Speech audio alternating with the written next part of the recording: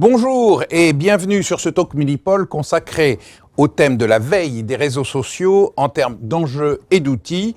Le sujet de la veille et de la surveillance des réseaux sociaux est aujourd'hui un sujet essentiel pour la sécurité nationale des États, que ce soit dans le cadre des crises majeures ou dans la veille en matière d'incitation ou d'action terroriste. Ce sont des aspects que nous allons essayer de traiter aujourd'hui dans la demi-heure de ce talk avec mes trois invités. À ma gauche, Fabrice Epelboin, qui est enseignant à Sciences Po et spécialiste des réseaux sociaux. À ma droite, monsieur Nicolas Masson, qui est directeur de la ligne de produits des solutions de sécurité nationale chez Bertin IT. Bertin IT qui est bien connu avec ses produits médiacentriques et AMI Software dans le domaine également de la veille et des réseaux sociaux. Et enfin, à sa droite, monsieur Jean Villedieu, qui est cofondateur de la société Linkorius, qui est une start-up française qui s'est illustrée récemment dans la représentation des réseaux complexes établis à partir d'un grand nombre de données, Big Data, et c'est cet outil qui était utilisé dans la représentation des liens du fameux dossier Panama Papers qui était réalisé par le consortium international de journalistes et dont on se souvient. Alors, ce sujet des réseaux sociaux est un sujet extrêmement prégnant, je le disais, en matière de sécurité nationale, puisque on sait que ces réseaux sociaux sont utilisés par de nombreux candidats au terrorisme ou par des terroristes avérés pour communiquer, faire du prosélytisme ou recruter. Mais même si les GAFA, comme on dit, ont fait certains progrès dans le contrôle de ces usages illicites des réseaux sociaux, ils n'ont pas réussi totalement à endiguer ces phénomènes, ce qui conduit évidemment les États à s'en préoccuper et à surveiller particulièrement certains individus ou certains types de messages. Par ailleurs, en cas de crise majeure, les citoyens utilisent beaucoup les réseaux sociaux, que ce soit pour renseigner, alerter ou informer les pouvoirs publics, mais aussi leurs proches et leur communauté. Le fait que chacun d'entre nous, avec un simple smartphone, constitue une balise d'alerte, voire un journaliste occasionnel, peut permettre aux États et aux services en charge par la surveillance continue de ces réseaux sociaux, d'augmenter leur réactivité de manière notable en cas d'événement majeur. Mais on voit donc les types d'intérêts, mais il faut aussi être capable de détecter précisément ces phénomènes en temps presque quasi réel, d'en décrypter, d'en mesurer l'ampleur, la réalité, de pouvoir aussi décrypter sur un temps plus long d'autres types d'informations, et ce qui n'est pas toujours simple et qui requiert des outils spécialisés. Mais ma première question, avant de parler un petit peu technique, un petit peu outil, ça serait de demander à Fabrice Epelboin s'il voit aujourd'hui, si l'utilisation de ces réseaux sociaux tels que je l'ai décrit, est-ce qu'on peut s'attendre à terme des mutations, puisque c'est un domaine qui bouge énormément, la technologie s'étend et également les habitudes sociales changent et s'adaptent en permanence. Donc qu'est-ce que l'on peut craindre sur ces usages ou craindre ou espérer dans les prochaines années sur ces deux usages des réseaux sociaux en matière de sécurité nationale, à la fois pour des gens mal intentionnés et à la fois pour la population en cas de crise? Alors pour des gens mal intentionnés, on se restreignant au champ du terrorisme, il est clair qu'on vit la fin d'une époque avec Daesh et forcément le début d'une nouvelle, parce que c'est loin, c'est pas comme si on était débarrassé du problème. Daesh va devenir quelque chose de beaucoup plus immatériel, et évidemment l'Internet et les médias sociaux, qui sont déjà son territoire de prédilection, vont prendre un rôle d'autant plus important. Donc ils ont déjà une approche des médias sociaux qui est particulièrement efficace. On peut s'attendre à ce qu'elle se renforce et qu'elle devienne encore plus efficace. On peut aussi s'attendre à ce que la structure même de cette organisation mute, qu'elle se décentralise, et il y a une résonance naturelle entre des structures décentralisées et des réseaux sociaux et Internet qui est par nature décentralisée. Donc ça, c'est pas vraiment bon signe, parce qu'il y a un avantage donné à des organisations décentralisées qui utilisent des systèmes par nature décentralisés. Et l'Internet est par essence décentralisé. Alors que Daesh était une structure plutôt centralisée, contrairement à Al-Qaïda. Et ça, c'était un inconvénient. C'était un facteur de non-utilisation optimale des réseaux sociaux. La deuxième vie de Daesh qui va démarrer sera probablement plus en affinité avec le potentiel des réseaux sociaux. Alors justement, ce potentiel sur l'autre volet qui est celui de la population et de la réactivité en cas de crise, est-ce qu'on va, puisque de toute façon ça se diffuse de plus en plus, l'usage des réseaux sociaux dans la population, est-ce que cela nécessite pour les États de réfléchir autrement sur cet usage et sur la capacité qu'ils peuvent en avoir, soit en termes d'information, soit en termes, je dirais, d'information descendante, mais montante et descendante également? Oui, ça va dans les deux sens, c'est important de le préciser. On a déjà assisté à des évolutions plutôt intéressantes. Je pense à des choses comme Visof, c'est-à-dire des organisations para-étatiques qui réunissent des bénévoles qui, en cas de crise, vont sur les réseaux sociaux avec un vrai savoir-faire pour essayer d'organiser les choses, notamment en termes de remontée d'informations et de descente d'informations vis-à-vis des populations. On a vu l'émergence, je pense à des comptes de préfecture qui, dans les situations de crise, interviennent, donnent des instructions et qui sont plutôt respectées, qui ne sont pas remis en cause et qui, contrairement à des entités comme des médias, par exemple, ont une vraie légitimité et sont acceptées. Donc, pour l'instant, j'ai tendance à dire que dans les situations de crise, les choses avancent bien. L'État et les entités para-étatiques se sont plutôt bien saisies du problème et ça avance dans le bon sens. Alors, du côté de chez Bertin, on veille un petit peu. Est-ce qu'on a tous les outils aujourd'hui en technologie et surtout, puisqu'on sait que c'est quand même Twitter, enfin les GAFA américains qui tiennent la donnée, la data de base. Est-ce qu'on y a accès à cette data de base et comment vous faites pour travailler avec eux et comment vous arrivez à pouvoir extraire et travailler, que ce soit dans le domaine du renseignement ou que ce soit dans le domaine, je dirais, de l'information plus ouverte. Comment vous arrivez à gérer cette intermédiation entre la donnée et l'utilisateur? Ok. Alors, déjà, ce qu'il faut expliquer, c'est effectivement, les données sont détenues par en général des grosses compagnies. Vous avez cité les GAFA, donc des sociétés plutôt américaines. Mais il faut savoir aussi qu'aujourd'hui, parmi les plus gros réseaux sociaux qu'on puisse trouver dans le monde, il y a des réseaux sociaux asiatiques. Donc là, on est notamment chinois. Hein, le 3e ou 4e mondial est un chinois, bien loin devant Twitter, etc., en nombre d'utilisateurs. Après, en intérêt par rapport au sujet du terrorisme, c'est encore un autre sujet. Mais écoutez, comment on fait? En fait, il y a plusieurs façons de faire. C'est soit, globalement, soit vous avez un accès aux données privilégiées, ce qui, a priori, n'est pas le cas et réellement des Français, on va dire. Enfin, en tout cas, vous avez des accords vous êtes très proche des gens qui ont les données, mais a priori, ce n'est pas notre cas.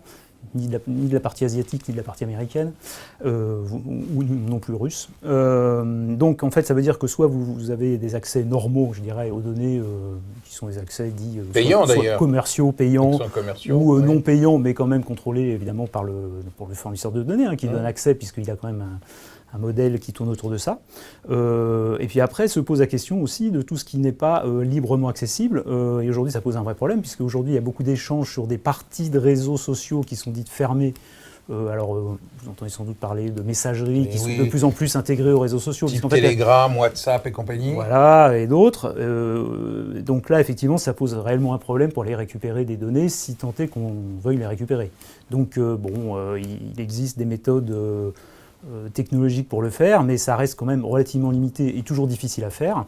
Et donc, quelque part, je dirais que si on veut vraiment avoir le maximum des données, il faut être au plus près du gisement qui les contrôle. Et donc, a priori, ce ne sont pas il faut être près des fournisseurs. Donc, voilà. Donc, ce qui pose toujours parce que l'interception n'est pas si facile que ça. Donc, il faut avoir l'accès à la donnée à travers les Voilà, on parle de source ouverte. Donc, l'interception, c'est un autre sujet, où si le fournisseur fournit les données de façon préférentielle à quelqu'un, ça ne sera pas l'interception, mais on n'est plus réellement source ouverte dans ce cas-là. Tout à fait. Alors, on a parlé justement un petit peu des messageries cryptées, donc je voudrais un peu avoir votre avis, parce que effectivement, on voit à la fois, il y en a un certain nombre, on voit à la fois des affaires qui sortent à travers les messageries privées en matière de terrorisme, et puis d'autres qui disent que tout est étanche, que c'est difficile. Alors, je ne parle pas vraiment du crypto, mais c'est en fait le comportement, la vraie question, c'est le comportement des compagnies qui sont derrière ça. Oui. Alors, ce qu'il faut quand même savoir, c'est que quand on dit partie privée, c'est-à-dire qu'on parle de veille sur les réseaux sociaux. Souvent, on fait de la veille, et en fait, on est dans la notion de veille, il y a une notion un peu passive, que j'aime pas bien, mais souvent, c'est un peu ce qu'on veut dire par là. C'est-à-dire qu'en fait, on va écouter, entre guillemets, ce qui est accessible, on va récupérer, puis après, ça sera traité, analysé, corrélé, etc. Après, il y a des façons aussi clairement, qui sont utilisés par les services étatiques, enfin sans doute, qui est de se rapprocher des auteurs des contenus pour faire en fait partie du réseau. Quand vous faites partie des réseaux, vous avez beaucoup plus de facilité à récupérer du contenu. Si vous n'en faites pas partie, vous ne pouvez pas y accéder par rapport à ce qu'on a dit tout à l'heure. Si vous n'avez pas un accès privilégié aux données, vous ne pouvez pas. Donc, Et ce qu'il faut aussi bien voir, c'est que les gens qui utilisent ces réseaux à des fins évidemment malveillantes, mais pas que, mais illicites, on s'intéresse à ça évidemment, uniquement qu'à ça, changent de plateforme régulièrement. Il y a eu un exemple, par exemple, il y avait beaucoup de vidéos en ligne de choses un peu atroces qu'on pouvait trouver liées au terrorisme sur YouTube à un moment. Bon, Google s'est mis donc à faire le ménage quelque part. Les vidéos ont immédiatement migré, par exemple, sur archive.org, qui est une autre plateforme qui, pour eux, avait le bon goût de ne pas être censuré, quelque part. Censuré au sens nettoyé des contenus illicites. Et évidemment, ils ont changé. Donc, si vous voulez récupérer ces vidéos, il faut changer de plateforme. Pareil pour entre Telegram ou d'autres systèmes. D'accord. Alors, il y a derrière tout ça une extrême complexité, puisque comme on change de plateforme, on a une dynamique très forte, on a des masses extrêmement importantes. Donc là, je vais tourner vers M. Villedieu. Comment on arrive à donner du sens, globalement, à des masses de données de cette nature ? C'est un vrai problème. C'est-à-dire qu'aujourd'hui, le problème des entreprises, c'est qu'elles ont ces gisements de données qui sont massifs. Et il y a des milliards et des milliards de messages qui sont échangés tous les jours sur les réseaux sociaux. La question, c'est comment on fait pour retrouver finalement de l'intelligence, des informations là-dedans. Donc nous, on aide les entreprises à faire ça et à essayer de comprendre les connexions, les flux de données, et essayer d'identifier dans ces réseaux qui sont les influenceurs, qui sont les personnes à l'origine des messages pour finalement arriver à trouver des réponses à des questions concrètes. Donc il y a toute une partie du problème qui est vraiment technique et qui est liée à ce qu'on appelle le big data, où il y a des nouvelles technologies qui émergent et qui rendent l'analyse de ces réseaux sociaux plus possible. Mais il y a aussi aujourd'hui un vrai travail de fond à faire sur la formation, aider les entreprises et les individus à se saisir des outils finalement pour analyser ces big data. Oui, parce que ce que vous dites finalement, c'est qu'il y a des outils qui sont à disposition, mais la culture manque un peu, que ce soit au sein peut-être de certains services étatiques, parce qu'on est là pour parler à la fois privé et public. Donc on manque de culture, on manque d'information, on manque de compétences en France et dans d'autres pays sur ces questions-là. Vous pensez que c'est encore trop restreint ? C'est ce que je pense. C'est encore récent finalement, ces réseaux sociaux. C'est quelque chose qui perturbe un petit peu le fonctionnement normal. Dans les services étatiques, on était habitué aux interceptions téléphoniques, aux interceptions en général. Et cette communication en source ouverte sur les réseaux sociaux, elle est plus difficile à appréhender parce qu'il y a des masses importantes et il faut de nouveaux outils, de nouveaux moyens. De nouvelles compétences également. Il y a un problème de culture en France sur ces aspects-là, ou est-ce qu'on est meilleur que les autres ou un peu moins bon ? Alors sur la partie réseaux sociaux, on est plutôt moins bon. Il y a des domaines technologiques sur lesquels on est excellent. Je pense au chiffrement, au déchiffrement, interception de masse, des choses comme ça. On est excellent et il y a beaucoup de dérives. Sur les réseaux sociaux, non, on n'est vraiment pas bon du tout. Typiquement, la France fait partie des quelques nations qui sont quand même des grandes puissances, à ne pas s'être fait prendre la main dans le sac, à faire des opérations de manipulation de l'opinion publique à travers de l'astroturfing, comme les Russes l'ont fait dans la dernière présidentielle américaine. Je pense que c'est tout simplement qu'elle ne le sait pas faire. Donc on a un retard là-dessus. Il y a une tradition jacobine française qui considère que la voix du peuple a peu d'importance en dehors des périodes électorales, qui a été complètement perturbée par l'expression continue et permanente de l'opinion publique à travers les réseaux sociaux, et puis une mauvaise compréhension du filtre déformant propre aux réseaux sociaux, qui est que ça n'est pas un reflet de l'opinion, pas plus que tout un tas d'autres façons d'appréhender l'opinion publique. Et puis le corps politique découvre à l'occasion de ces présidentielles américaines que c'est quelque chose sur lequel il peut y avoir aussi des grosses manipulations, au même titre finalement qu'on manipulait l'opinion publique à travers les médias, mais aujourd'hui que les médias n'ont plus la moindre crédibilité auprès de l'opinion. Je rappelle que le CEVIPOF, qui est un laboratoire de Sciences Po, a mesuré récemment que 22% des Français seulement ont confiance dans les médias. Donc aujourd'hui, l'opinion publique va se faire sur les réseaux sociaux. Les médias ne sont guère qu'un acteur de l'opinion publique parmi d'autres, alors que hier, c'était le théâtre de l'opinion publique. Ce déplacement de la scène de l'opinion publique des médias vers les réseaux sociaux panique complètement les autorités, elles manquent d'outils, elles manquent de culture, elles manquent de savoir-faire, elles manquent de compréhension de qu'est-ce que c'est que ces réseaux sociaux, quelles sont les dynamiques propres, les dynamiques sociologiques qui sont assez spécifiques, même si elles sont en rapport avec la sociologie du XXe siècle. Là-dessus, il y a énormément d'éducation à faire et on ne parle même pas de tout ce qui est du cyber, où là, on va rentrer dans une obligation de poser des raisonnements dans des territoires dans lesquels l'espace n'existe pas vraiment, il est étendable à l'infini, dans lequel la souveraineté de la nation française a totalement disparu depuis belle lurette, ce qui pose un problème législatif. Si vous avez une crise en France, vous êtes à cheval sur deux territoires législatifs, le territoire américain et le territoire français, et votre opinion publique est assujettie à la législation américaine, qui ne fonctionne pas du tout de la même façon. Donc tout ça, le politique français a un mal fou à l'appréhender, a un mal fou à poser un raisonnement. Et c'est vrai que ce n'est pas du tout évident de poser un raisonnement dans un territoire cyber où, typiquement, Hadopi, qui a été une grande loi ridicule, une tentative de l'État de poser des marques dans le cyber, s'est aperçu que la propriété dans le cyber, ça se duplique, ça n'a pas la même fonction que la propriété dans le monde réel, et que, du coup, appliquer des règles de droit telles quelles dans le cyber ne pouvait pas fonctionner. Alors, il y a myriade d'axiomes sur lesquels tout le monde, au XXe siècle, a construit son appréhension du monde, qui ne fonctionnent pas du tout de la même façon dans le cyber, qui obligent à repenser complètement la façon d'appréhender son environnement. Alors, ça pose la problématique, je voudrais transiter sur les questions de privacy, justement, et de législation, puisque les réseaux sociaux sont un espace d'expression publique, et finalement, on va, je dirais, comme c'est public, c'est public, donc on peut aller faire son marché, mais il y a aussi des messages privés, il y a aussi d'autres éléments. Comment vous faites le distinguo et comment, technologiquement parlant, c'est possible de faire le distinguo entre des messages publics, des messages privés, qu'est-ce qu'on peut prendre, qu'est-ce qu'on ne peut pas prendre, et comment vous assurez de la conformité à la législation? Alors, déjà, ce qu'il faut peut-être dire, c'est que je ne sais pas si on peut plaquer la législation sur message public, message privé. La législation, d'ailleurs, qui est en train d'évoluer, puisqu'avec la loi dite, alors on va le dire en anglais, je crois, GDPR, donc qui va s'appliquer à partir de l'année prochaine. C'est-à-dire la protection des données personnelles au plan européen, définit plutôt ce qu'on appelle quel est le responsable du traitement.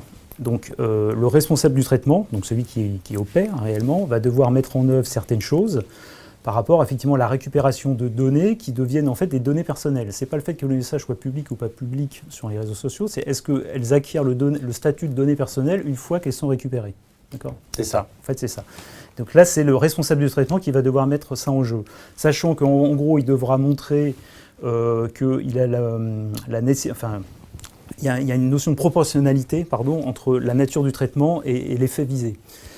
Sachant que se surajoute à ça le fait que soit vous pouvez légitimer, si vous voulez, ce genre de traitement, soit parce que vous avez une mission d'intérêt public, sur laquelle va se rajouter éventuellement la loi sur l'enseignement si vous êtes un organisme assujetti à ça, ou soit parce que la législation vous l'impose, si vous êtes par exemple un opérateur d'importance vitale, vous êtes assujetti à la LPM, la programmation militaire, et dans ce cas-là, vous pouvez légitimer le fait de traiter de données personnelles issues de réseaux parce que vous êtes dans ce cadre-là. Ou alors que, et là c'est un peu plus étonnant, c'est si vous avez le droit de traiter ce genre de données, si l'objet du traitement, donc les données, permettent de maintenir la sécurité de celui dont vous avez les données. D'accord. Bon, alors, une fois qu'on a dit ça, ça veut dire que nous, par exemple, fournisseurs de logiciels, éditeurs de logiciels, en tant qu'éditeur de logiciels, par exemple, on va devoir décliner ça par rapport à celui qui opère le traitement, où effectivement on va devoir s'assurer, donc on n'est pas opérateur, on n'est pas responsable du traitement, mais on doit s'assurer que si effectivement ça devient bien des données personnelles, et ça le sera dans certains cas, alors on garantit la sécurité de l'accès aux données, qu'on est capable d'avoir une traçabilité sur ce qui se passe, et par exemple d'assurer des contre-mesures en cas de problème. Voilà. Donc, c'est pas tellement le fait que les contenus soient dits publics ou privés. Après, c'est plutôt qu'est-ce que ça devient une donnée personnelle une fois ou pas. Alors par ailleurs, pardon, excusez-moi, j'avais pas fini. Il y a aussi le droit, tout simplement le droit des ayants droit par rapport à certains contenus, qui là, on est tenu à respecter dans tous les cas de figure, en tout cas l'opérateur du traitement, les ayants droit. Il n'y a pas que données personnelles, non personnelles, il y a aussi le copyright. Bien sûr. Voilà. Bien sûr. Et ça, c'est pour tout ce qui est Et ça, c'est pour création. tout ce qui est. Voilà. Alors, juste un mot, alors là, peut-être un peu pour tous. Est-ce que les outils, finalement, d'observation, de contrôle de ces réseaux sociaux font l'objet de licences ou est-ce qu'ils sont en vente libre ? Comment ça se passe sur le marché ? Puisque ce sont des systèmes d'information un peu particuliers. Alors, je vous pose la question plutôt à vous, puisque vous êtes industriel. Oui, bien sûr. Alors, il y a plusieurs cas de figure. Nous avons des outils, une plateforme ou des versions de plateformes qui sont, je dirais, libres de commercialisation, au sens des règles mondiales du commerce, mais les règles de commercialisation. Et nous avons une autre plateforme, une version de plateforme qui est dite bien à double usage, au sens étatique. Donc ça veut dire qu'elle a un usage dual qui peut être à la fois de type civil ou sécurité nationale.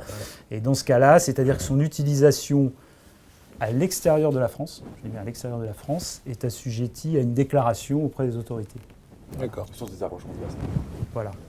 Mais aujourd'hui, en tout cas à ma connaissance, il n'y a pas ou peu de système d'analyse des sources ouvertes qui serait soumis à ce qu'on appelle la SIEMG, donc les autorisations gouvernementales d'export. Qui de toute façon ne sont pas particulièrement respectées, soyons honnêtes. On a un exemple en Égypte on ne récent. peut pas déclarer. Aujourd'hui, je n'ai pas en tout cas connaissance, dans la réglementation française, d'outils d'analyse de sources ouvertes et notamment de veille sur les réseaux sociaux qui soient assujettis à ça. Alors, après, si le système croise des données, fait plusieurs choses, ça c'est autre chose. Là, c'est autre chose. Moins dans une zone assez grise.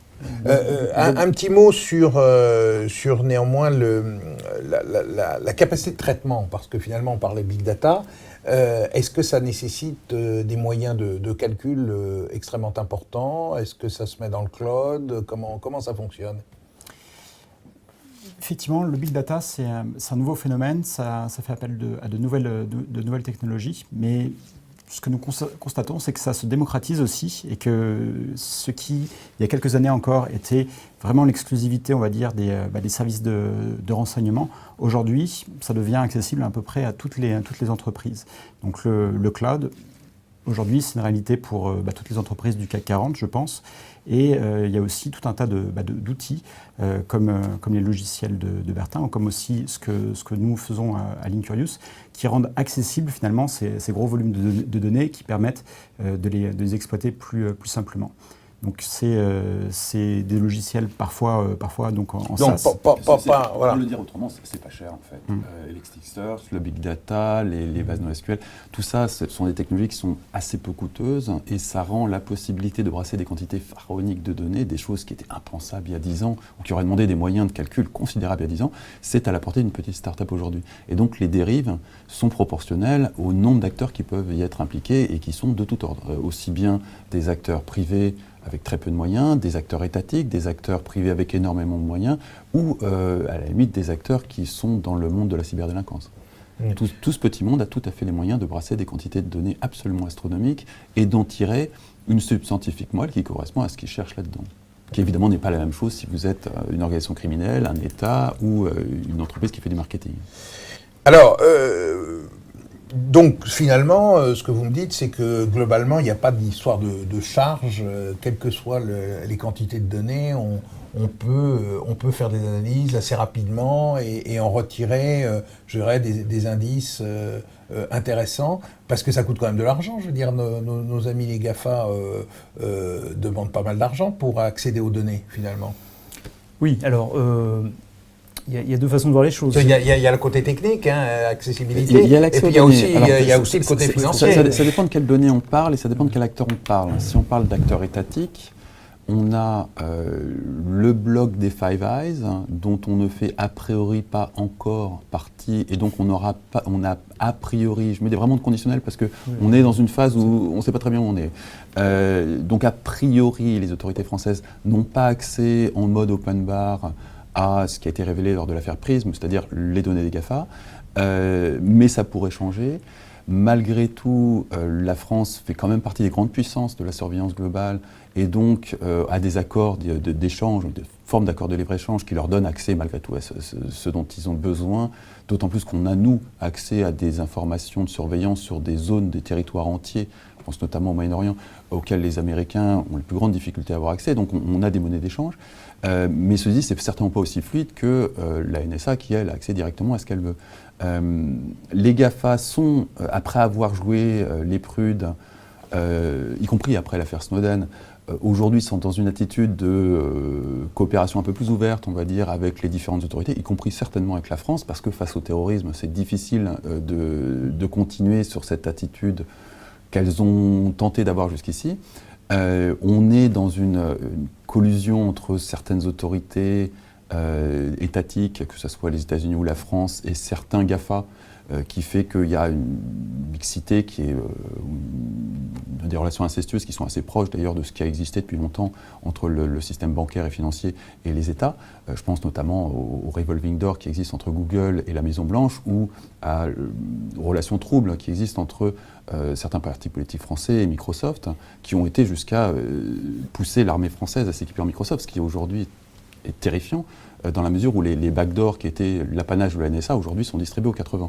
Donc ça a des conséquences qui sont quand même assez dramatiques sur le plan de la sécurité et qui aujourd'hui obligent à repenser radicalement le risque qu'on a pris et certainement à réajuster les curseurs avant qu'il soit trop tard.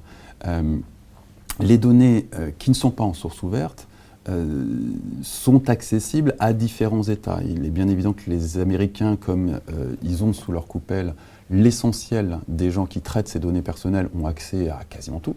Les Russes ont certainement accès à d'autres choses qui concernent leurs réseaux sociaux, d'abord parce qu'ils ont leur Facebook, contrairement à nous, ils ont leur Facebook et leur moteur de recherche. Et les Chinois, eux aussi, ont été beaucoup plus malins. Ils ont une véritable souveraineté numérique, ils ont leurs réseaux sociaux, leur moteur de recherche, et ils ont leur GAFA à eux, ce qui leur permet de maintenir une souveraineté sur leur territoire. Nous, en Europe, on a perdu toute cette souveraineté, aussi bien au niveau des autorités d'État, c'est-à-dire que les citoyens européens interagissent, s'échangent et créent, font société sur des systèmes américains, sur une législation américaine, mais les entreprises ont en quelque sorte délocalisé leur outil industriel IT dans le cloud, et le cloud, c'est l'ordinateur de quelqu'un d'autre. Et très concrètement, on a fait à l'IT ce qu'on a fait à l'industrie dans les années 70, on a tout délocalisé en Chine, et l'IT, on a tout délocalisé aux États-Unis, donc on n'a plus rien là-dessus, on a perdu toute forme de souveraineté, aussi bien économique qu'étatique. C'est pas très rassurant. C'est pas très rassurant. Le problème n'est pas tant d'être rassurant, le problème est de poser un constat et de partir de ce constat plutôt que de manipuler des grands mots qui nous évitent de regarder la réalité. À partir du moment où on a posé ce constat, on peut identifier des problèmes, notamment des problèmes d'ordre diplomatique avec des puissances étrangères qui font que le social en France, le théâtre du social en France est américain. Il est par nature assujetti au premier amendement, c'est-à-dire la liberté d'expression absolue. Et il a été pensé d'un point de vue algorithmique pour la liberté d'expression absolue. Sur Twitter, sur Facebook, à aucun moment, quand ces systèmes ont été conçus, on a pensé à une censure, parce qu'aux États-Unis, il est hors de question de censurer la liberté d'expression. Mais quand on a importé ces systèmes dans des régimes autres que les États-Unis, que ce soit des dictatures comme la Tunisie ou des régimes plus ou moins démocratiques comme la France, on a importé la liberté d'expression à l'américaine dans ces régimes. Et on les a disruptés de façon massive. Alors, la Tunisie, on a vu ce que ça donnait. La France, on voit ce que ça a donné. Une explosion du racisme, une explosion de l'antisémitisme, une explosion de tout un tas de choses qui ne perturbent pas le fonctionnement de la société américaine parce qu'ils ont toujours été là, ils ont toujours eu le droit de s'exprimer. Le Ku Klux Klan a toujours eu le droit de défiler dans les rues aux États-Unis. Mais en France, le corps social ne résiste pas à ça. Et on est dans un clash culturel entre deux cultures qu'on pensait proches parce que finalement, il n'y avait pas ce contact. Mais à partir du moment où on importe la culture américaine, notamment dans le faire société, on va apporter du communautarisme en France. Facebook, c'est intrinsèquement du communautarisme codé. Twitter moins, mais Facebook, fondamentalement, ça part du principe d'une société avec une liberté d'expression absolue qui se regroupe par communauté. On a importé ça en France, on le voit dans la société française. C'est une logique. Alors, au-delà de ces éléments sociologiques extrêmement importants, moi je voudrais revenir sur la partie plus pragmatique, enfin plus directe sur l'acquisition des données. Vous disiez donc on a des contrats, finalement vous avez des contrats avec des fournisseurs de données. Hein. Alors on parle de Twitter, on parle d'autres. On utilise des connexions qui existent. Des connexions qui existent, vous êtes sur un marché, donc et en fait les entreprises, en fait vous êtes un intermédiaire parce que vous fournissez, je dirais, ces pipes. Et puis, vos clients les utilisent ou comment ça se passe? Oui, bien sûr, ils les utilisent, mais il n'y a pas que ça. C'est-à-dire que soit on récupère des données de fournisseurs, soit il y a des accès à des données qui existent. Après, on peut aussi récupérer les données avec des technologies qu'on peut développer. Je veux dire, vous pouvez toujours récupérer des données sur le web, indépendamment même du fournisseur. Après, vous êtes assujetti effectivement à savoir si après ça devient des données personnelles, contenu privé, etc. Ça, c'est autre chose. Mais vous pouvez toujours récupérer plein de données de plein de façons différentes. Et effectivement. Et le problème, c'est de donner du sens à toutes ces données. Et après, c'est de donner du sens. Donc, l'idée, c'est ce qu'on disait tout à l'heure, c'est soit on va pêcher largement, gérer au filet et récupérer énormément de données, et ça coûte cher pour plein de raisons. Et après, il faut extraire la substantifique moelle par des croisements d'analyse, des corrélations, de la datation, etc. Soit vous faites du ciblage, c'est-à-dire qu'en fait, vous avez déjà des informations assez importantes sur ce que vous voulez récupérer. Vous voulez, je sais pas, récupérer, vous faites de la veille sur une entreprise, vous allez récupérer des données sur cette entreprise et pas sur l'ensemble des entreprises du secteur. Soit sur des comptes, je sais pas, Facebook ou Twitter particulier. Alors après, vous avez, je dirais, une version hybride où vous avez à la fois faire de la pêche un peu large, regarder un peu ce qui se passe et réorienter en fonction de ce que vous allez voir, et là en étant plus ciblé. Donc en fait, c'est un modèle un peu hybride où on commence par taper un peu large pour après recentrer, suivant les thématiques, hein, évidemment. Si vous voulez faire de la veille très largement, de la veille pays par exemple, pour géopolitique, ou de la veille sur un marché global, là vous allez être obligé quand même de récupérer beaucoup de données. Quand vous faites de la veille, je dirais de la veille de la lutte antiterrorisme, bien sûr le sujet, bon, vous le connaissez, et puis après vous allez vite essayer d'identifier, je dirais, les relais d'information, les bonnes sources, les bons clients quelque part, et pouvoir faire de la corrélation, analyser les communautés, voir ce qui se passe, qui parle avec qui, etc. Via les réseaux sociaux, j'entends. Donc là, on va être plus ciblé quand même. On va passer, en fait, il va y avoir un processus qui va passer de la veille ou de la vigilance à l'investigation. Et ce passage de la veille à l'investigation restreint quand même globalement le volume des sources traitées, le volume de données traitées, mais elles sont traitées de plus en plus en profondeur. Donc là, directement, vous, c'est votre plus-value, je dirais, de faire cette analyse et ce décryptage. Exactement. Nous, on se spécialise dans la visualisation et dans l'investigation dans les réseaux, de manière générale, et dans les réseaux sociaux, entre autres. Dans ce domaine-là, par exemple, on a des clients qui ont aidé à enquêter sur les réseaux de comptes terrorist-friendly, on va dire, et pour démanteler des réseaux de financement en fait, du terrorisme. Identifier les comptes qui étaient reliés à ces comptes suspects pour identifier non pas juste un groupe d'individus, mais le réseau qui permettait de coordonner des campagnes de financement à destination de groupes criminels. D'accord. Alors, peut-être, parce que le temps passe, on a beaucoup parlé de ces sujets de manière assez intéressante, mais je voudrais revenir sur un point qui était un peu le deuxième volet, qui est finalement l'alerte des populations. Quand il se passe quelque chose, on voit très souvent que les réseaux sociaux sont le premier capteur, finalement, d'un événement, parfois 15 ou 30 minutes avant les premières dépêches de presse, etc.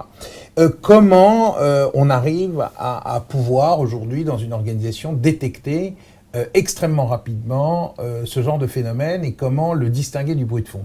C'est quand même un sujet auquel se pose, parce qu'on reçoit pas mal de gens qui s'intéressent aux aspects de sécurité civile dans cette maison, et donc comment on peut arriver à ça? Est-ce que c'est facile? Est-ce que c'est compliqué?